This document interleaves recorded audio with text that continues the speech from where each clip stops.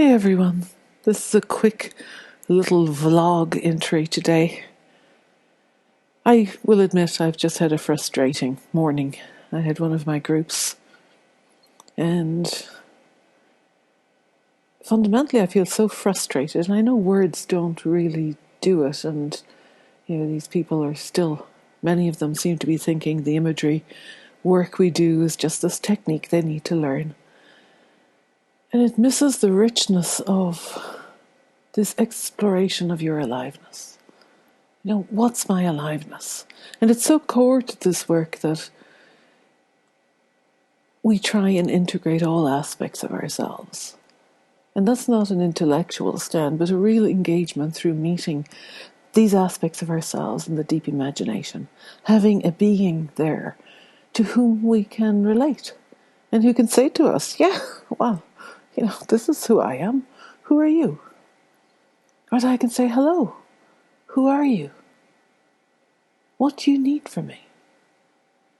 And I think the thing about us as humans, of course, in our families, in our cultures, there are aspects we've been trained to push away.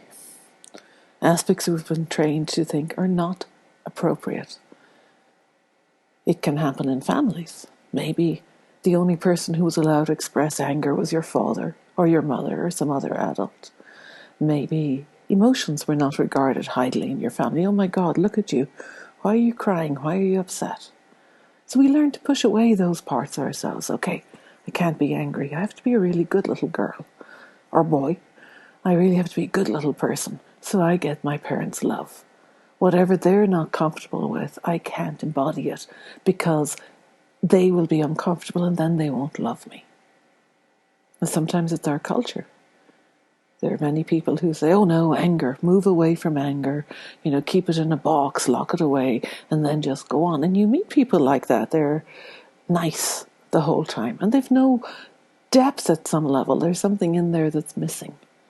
And part of it, of course, is that the only thing we think we can do with anger is fire it at someone else. And one of the most interesting things for me about any feeling we have is that feelings actually don't have words attached to them.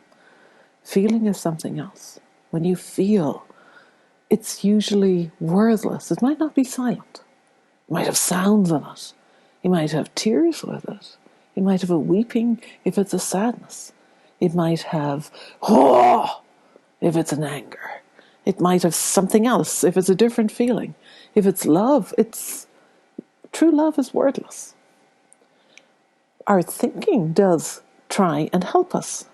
Our thinking is this wonderful soldier. I always think thinking is like one of these things that has worked so hard, and especially in Western culture, because thinking is where things are at for many people in Western culture. We're so well educated. We spend, from the age of, 4 until at least 15, probably 18, 17 or 18.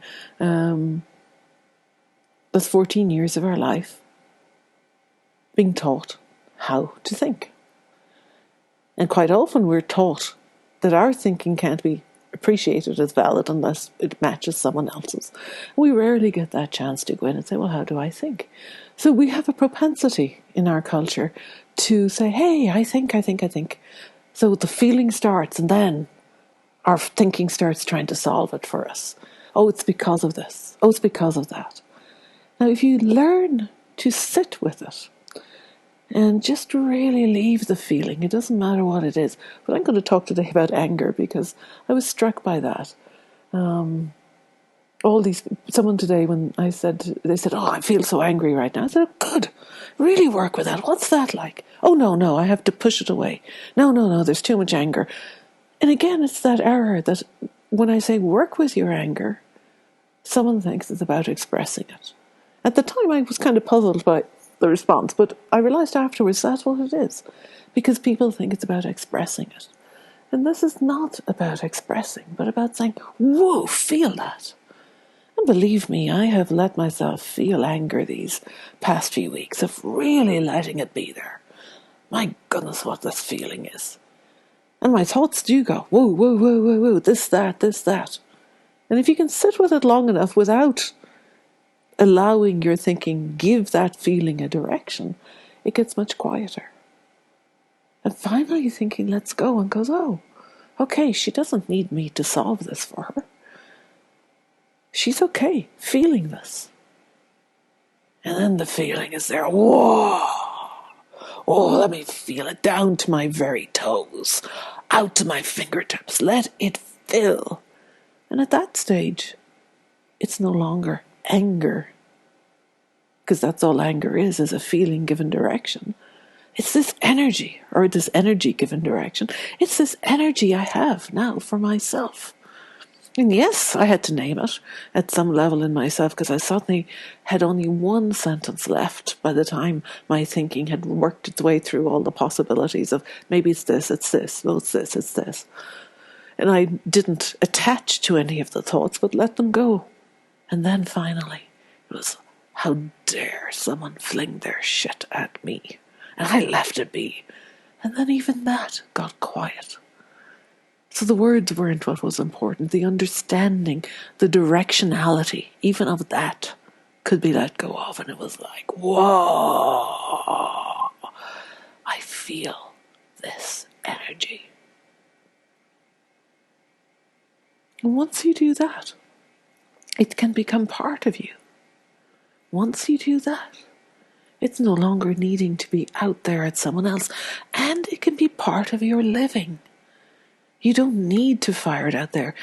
You know, if any of you have lost your temper, believe me, I'm not saying this because I don't know what it's like. I know full well what it's like just to lose my temper at someone. Oh, but afterwards, you're so depleted, at least I would be, and I think most people are, that upsurge of energy fired out there. Yeah, because you fired it out. You no longer have that energy for your living, and you are depleted. And I think some people's angers are like, pressure cookers or something that, okay, let's just hold it in. Oh no, I can't say anything. Again, because what we've been taught is to express something. When at times, I think all the time or most of the time, it might actually be better to hold it for a while. Say, what is this feeling? Whoa, what's this energy that's mine? Whoa, look at this thing that's alive in me. Look at my power. Because fundamentally, that's what it is. Especially anger. Though all your feelings have power in them. But anger can be power. It is something you have a choice about. This energy can fill you, and you can choose how it is. It's your power. My goodness, whoa! Let me fill myself with my own power. And then I can choose if it needs a direction or not. I love the Apache stuff. Some of you may know that I learned from Felipe Ortega how to do Apache medicine and pour water at an Apache lodge. And of course, I'm not Apache. I'm Irish. I have my own mythologies and world and stuff like that. But I did love particularly this idea of mountain lion, which came from the south. And the south was full of the hot energy, so anger. All those feelings, love, sex, all those things were in there. But the idea of mountain lion was that she waited and didn't waste this energy. And if you think about it, mountain lion, cougar, puma, whatever word you want to give her, she has to wait, or he has to wait. He's not going to spring. If he springs too soon, he doesn't get the kill he needs for his living. And just like us, if we waste it in jumping out there, we don't get that energy we need for our living. So yeah, I've been thinking a lot of that today, or engaging with it and realizing the frustration I feel. And yet words don't do it, really. And that's okay. So here it is. If any of you are out there thinking, what the hell is she talking about? Why don't you try it? It doesn't matter what the feeling is. I mean, anger might be a good one to work with. And it's okay for the feeling to come out. But what happens if you feel anger?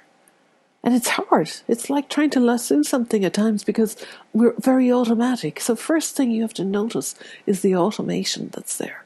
I feel this, I throw it out. I feel this, I fling it out at that person. I feel this, I have a thought that says it's that person's fault, so I fling it at that person. And then you'd be able to say, okay, there's the gap.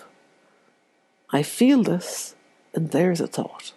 I wonder if I pause at that stage. Yeah, let the thinking go. Whoa, let that cycle that goes on between thinking and feeling, working the energy up, happen for a while. But still, wow, what if you don't throw it out there? Yeah, you might still do it a few times. I've seen it happen to me. I've held it for a while, think, oh yeah, I've got it. Okay, I feel it. And the next thing, whoop, there it goes anyway. But these days I've gotten much better at just going, whoa, let me feel this. And I let my thinking have its space to try and solve it for me. It's trying to help me here. But I don't get attached. I joke with people at times that my favourite bumper sticker is one I've seen that says, do not believe everything you think. And I think it's a really good motto to have. So my thinking has its freedom to go where it needs, and I can then say, oh, wow, thinking. Thank you for trying to help me here. But right now I just want to feel it. So take that time for yourself. Whoa, let me feel it. And then maybe when you get to the place where it's just, whoa, let me feel it. And there's no words anymore. There might be sounds. There might be groans. There might be feelings in your toes and feelings in your throat and feelings in your head and feelings in your fingertips. And you let it expand you. And then you say, hello, feeling. Hello. Will you be part of my aliveness? Can you help me grow? Are you willing to participate with me in being alive? And then see what happens.